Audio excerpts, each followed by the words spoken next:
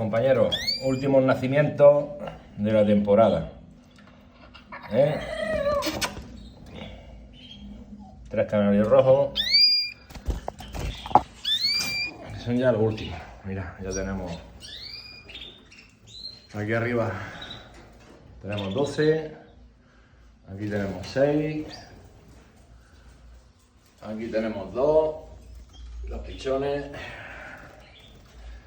estos 3 que al final salió que son 3 nodrizas, estos 3 de aquí, y ya estamos rematando. Nos queda esta canaria de aquí con huevo y nos queda esta de aquí que está poniendo ya lo último, y esa ya será la última nidada de 2026.